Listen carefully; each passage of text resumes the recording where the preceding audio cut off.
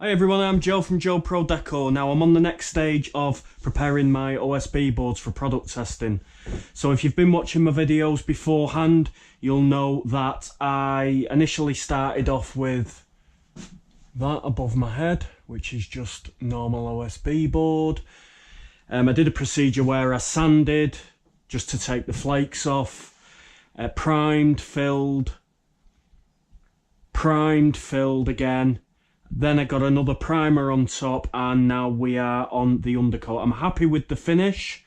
It's probably not 100%. I want these boards perfect, but they are nice and smooth now with the odd little defect on the boards. But now I'm going to be putting the oil-based coating on, ready for them to then harden and go yellow, and then product testing water-based products and adhesion primers over the oil-based finish. So obviously now I'm going to be showing you how to put the oil-based coating on. I'm using a Purdy roller, as you can see. Now this is a 6.5 inch jumbo Purdy sleeve. It's a white dove sleeve. I'm going to be laying this off. So as you can see, the nap on it isn't perfect. It's not a sponge roller so it's not going to be perfectly smooth, because I want to get plenty on there, and then I want to lay it off. So that's the purpose of this. So this is a nice wide 6.5 inch roller without going OTT and using a 9 inch or a 12 inch or a 15 inch roller. I'm going to be using this today. So I'm using Dulux oil-based undercoat. It's brilliant white. I'll show you the tin. I've just got it there keeping warm. As you can see there, the Dulux Trade undercoat in white. It's absolutely cracking stuff. I wouldn't use anything else if I was using oil-based. So let's get cracking.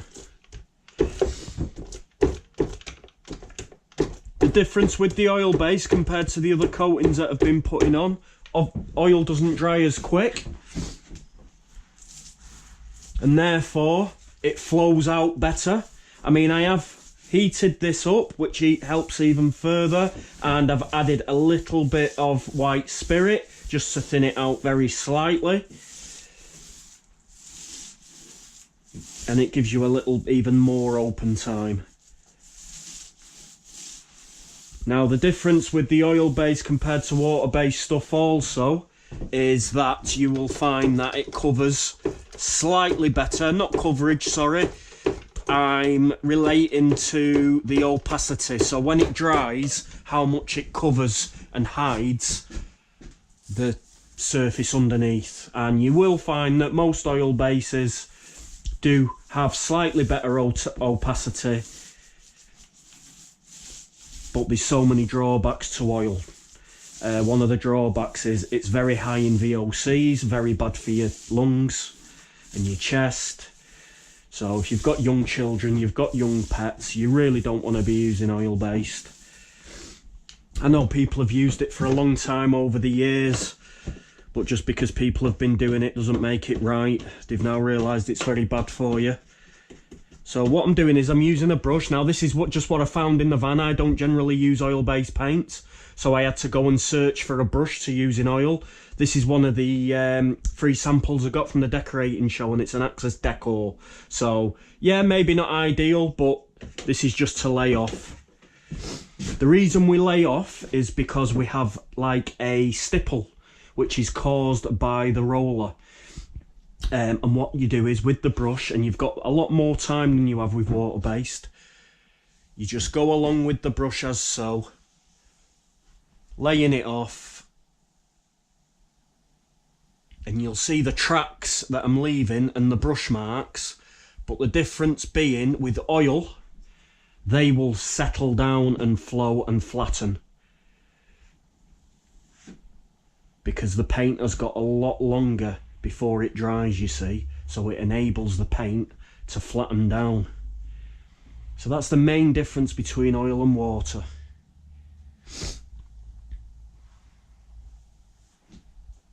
So what I'm going to be doing on these boards next is I'm going to be putting at least 2 coats of oil-based gloss over the top.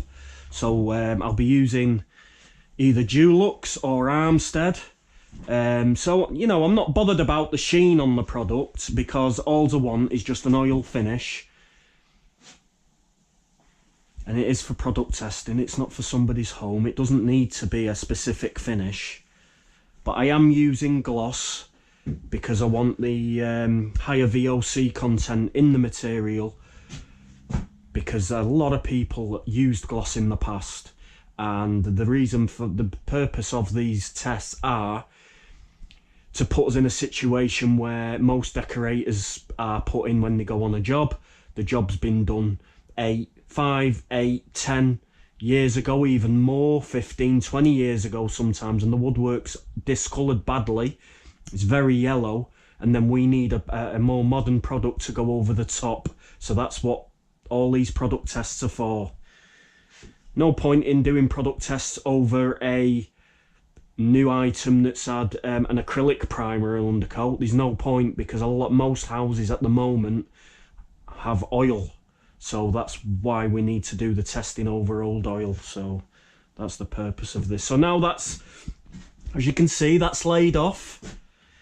And that will just slowly, gradually just flatten down and flow out nicely.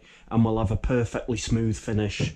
So what I want to do is I just want to show you some of the others that I've done. There you go. I've done them. As you can see, the shine on these are... I mean, you'll notice a difference. It's a lot shinier than when I put the acrylic on. But it does flatten, and it will not be shiny when it dries. That's just simply because it's wet. So if you look at it from that angle, see the odd little tiny bit fleck of dust on there, which will be sorted out before the gloss goes on. Like I say, I want a perfectly smooth finish on these. So there we have it. So I think this was phase 5. It may be phase 6. So what I'll do is I'll correct that when I'm posting the video, so we're clear on that.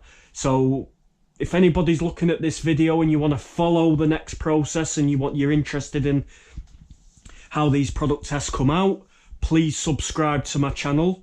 And click the little bell. You'll get a notification when I post more videos, and you can keep track of it basically. I'm going to be posting a lot more videos as well, tools, equipment, sprayers, you name it. I'll be putting loads of different videos out there, and a lot of tips on how to do things, cutting in, wallpapering, lining, filling, etc, etc. So I'll see you soon, everybody. Take care, bye.